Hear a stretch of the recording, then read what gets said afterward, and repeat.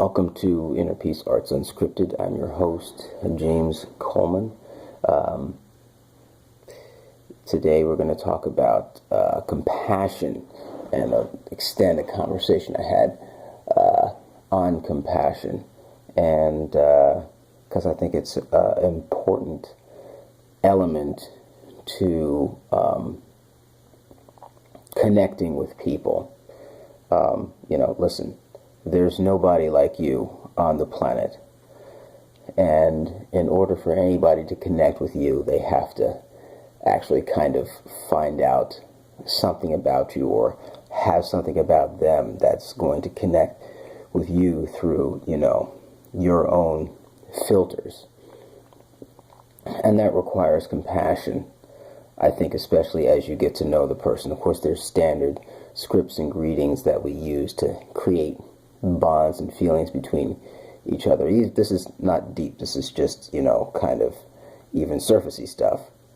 But, once you get to know someone, or you get to know their situation, or you're in a position where you have to, make judgments about people that may affect their lives, you have to have, compassion helps you to make decisions and interact in such a way that the impact on the greater culture is positive, right? So if you don't have compassion, let's just say you have somebody's gotten in trouble with the law, and you have an opportunity to help them kind of get through the situation without, making it worse. Compassion is what can motivate you to do that. And someone asked a question, which I think is a interesting one: is can compassion be taught? And I think that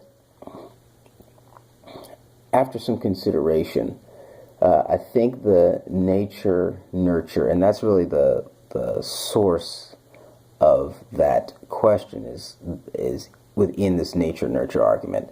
The nature-nurture argument is it's an old one, and it's a true one, and it's one that doesn't have a solution, and one that cannot have a solution. No human being grows up unfunded, and yet most human beings have a sense of self that gives them, if nothing else, an illusion of choice. I'm not getting into whether or not the choice is real. Well, let's get into that just a little bit. The choice is real, and it's bounded, right? You can't choose anything. Your choices are not completely random, and you can change the quality of your choices by the quality of the input and the quality of, the thought and how you've actually, what you've put inside you, right? The data, more data, better processing, better rules for processing, and you can make better decisions on that agenda. So that's my bit on choice. So can compassion be taught? I think environment plays a role in compassion, and environment and the individual's natural biology, proclivities play a part.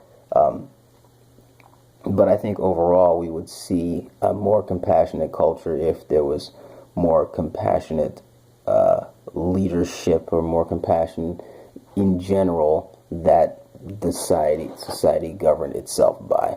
This is, I don't think this is rocket science, but I think it's just a nice review of a basis for moving forward. So if you want to have compassion in a culture, you teach compassion, and you have rules for the display of compassion. And I don't want to get into motivation techniques, but I think that you have to have motivation techniques are unavoidable, and the ones that are culturally approved are going to be the ones that are the most used and probably have the most impact on people, just because of the number of people that are involved. And, compassion also leads to, how do you deal with detractors and, well, people who aren't following the rules. And, again, I'm extending a conversation. And here's why I'm extending that conversation. And I've shared this before, and I share it again because it bears repeating, that there has to be a shared space, a shared ideal, a shared idea to build a foundation on for a platform of higher consciousness. That's really important. And the notion of what to do with people that do not fit the mold is an important one. No matter how high your consciousness you claim to be, there may be people that don't fit the description of the culture you want to build. And what do you do with them, right? How do you control them?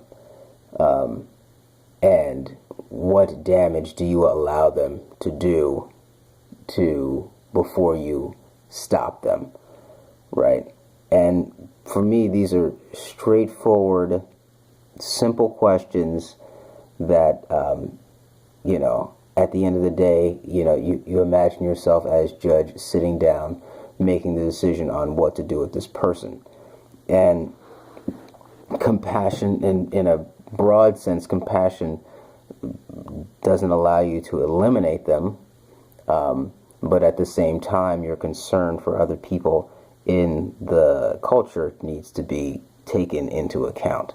So, and I think it's fair to look at it that way, because that's how, law works between people.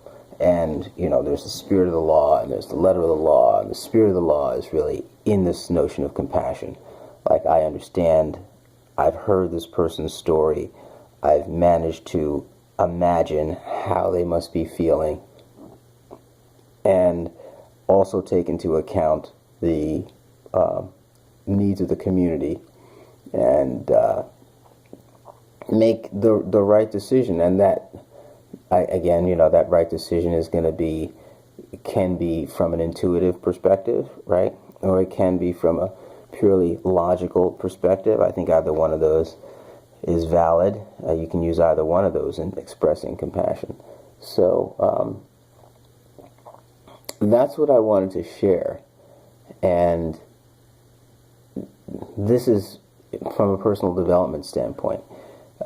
Compassion allows you to keep your cool when dealing with people that are not like you, or don't like you, or you don't like them. And actually, you don't like them is one of those things that I've been working on, and I'm trying to say that less and less, because I don't like you is in some ways a reflection of what I am seeing in that person and responding negatively to, and is actually allowing a flow of negative energy, which I'm seeing more and more is just bad. So yeah, that's today's video. This is Inner Peace Arts Unscripted, and since you've gone through the video, you're open to the truth as it can be known, following in new ideas and actions, making for a better way of life. This is really about a better way of life, and I've got lots of ideas that I'm going to start working to get more involvement, because I think that's important, not just for me, but for people. I think there is a kind of a hunger out there, and I'm trying to I'm finding ways to reach out, tap, and get intersections of how I can make this happen. Anyway, Yavarechecha Adonai v'yishmerecha, Ya'er Adonai panav elecha v'yichuneka, Yisa Adonai panav elecha ve'asem lecha shalom. In distinction, thanks be to stream, in stream, by stream.